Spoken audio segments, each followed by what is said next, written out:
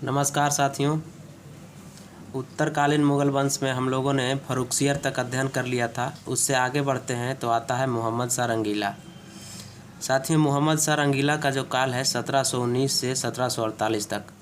मोहम्मद शाह रंगीला जो है, इसका मूल नाम रोशन अख्तर था और यह सैयद बंधु के सहयोग से गद्दी को प्राप्त करता है। सैयद बंधु वही जिसको उत्तरकालीन मुग़ल वंश में नृप निर्माता यानी कि राजा बनाने वाला कहा जाता है। इसके काल में, मोहम्मद शाह रंगीला के काल में एक बहुत ही महत्वपूर्ण आक्रमण होता है, नादिर शाह का आक्रमण। मोहम्मद शाह रंगीला चूँकि प्रशासनिक कार्य में ज़्यादा रुचि नहीं लेता है, भोग विलास का जीवन ज़्यादा जीता है, इसलिए इसके नाम के साथ रंगीला शब्द जुड़ गया है।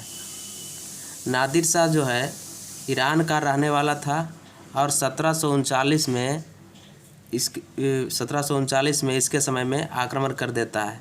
नादिर शाह करनाल जो हरियाणा में पड़ता है, उसके युद्ध में जीतने के बाद 1739 में दिल्ली पर आक्रमण कर देता है और कत्लेआम करते हुए अपार धनराशि लूटकर वापस ईरान जाता है। यह नादिर शाह है, इस मुग़ल बादशाह को, मोहम्मद शाह रंगीला को बंदी बना लेता है। यह एकमात्र मुग़ल बादशाह है जिसको बंदी बनाया जाता है और मयूर सिंहासन यानी तख्ते ताउस पर बैठने वाला अंतिम मुग़ल बादशाह भी यही होता है, मोहम्मद शाह रंगीला।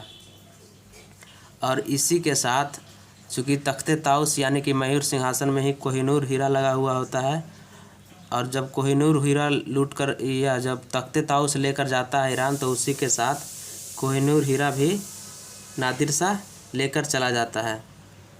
इसके समय में एक और महत्वपूर्ण आक्रमण होता है।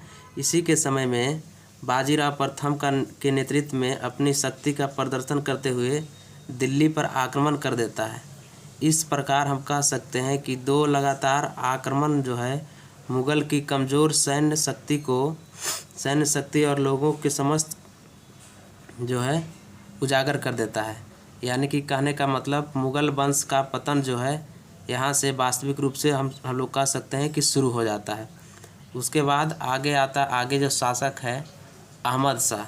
अहमद शाह का काल संक्षिप्त है 1748 से 1754 तक।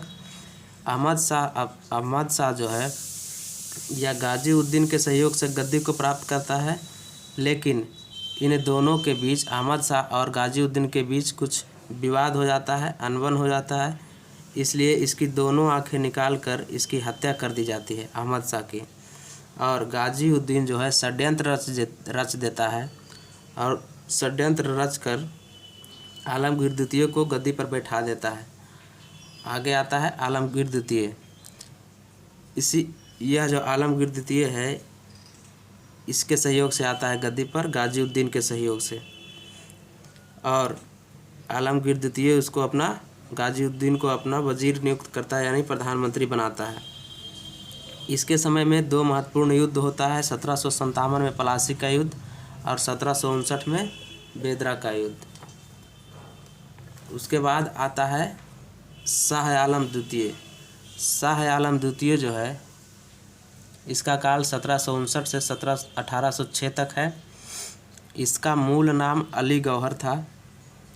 यह भी इसी के सहयोग से गद्दी पर आता है, गाजीउद्दीन के सहयोग से। इसके काल में तीन महत्वपूर्ण कार्य होता है। बांडीवास का युद्ध 1760 में, बक्सर का युद्ध 1764 में और इलाहाबाद की संधि 1765 में। इलाहाबाद की जो संधि होती है, इस संधि के द्वारा शाह आलम द्वितीय जो है अंग्रेज़ को बंगाल, बिहार और उड़ीसा की दीवानी प्रदान कर देता है। दीवानी यानी कि भू राजस्व वसूल करने का अधिकार प्राप्त हो जाता है अंग्रेज़ों को। उसके बाद यहाँ से 1803 ईस्वी में अंग्रेज़ जो है दिल्ली पर पूर्ण रूप से नियंत्रण कर लेता है। इस प्रकार हम कह सकते हैं कि मुग़ल बादशाह की जो शक्ति है अब लाल किले के अंदर ही कैद होकर रह जाती है। उसके बाद अगला शासक आता है अकबर द्वितीय। अकबर द्वितीय से एक ही महत्वपूर्ण पॉइंट बनता है कि अकबर द्वितीय अपनी पेंशन को बढ़ाने के लिए राजा राम मोहन राय को इंग्लैंड भेजता है और उसी भेजने के क्रम में राजा राम मोहन राय को राजा की उपाधि से सम्मानित करता है। अगला और अंतिम मुग़ल बादशाह है बहादुर शाह जफ़र या बहादुर शाह द्वितीय। बहादुर शाह जफ़र जो है, इसका काल है 1837 से 1857 या 62 में इसकी मृत्यु हो जाती है, इसलिए मैंने यहाँ 62 लिखा है।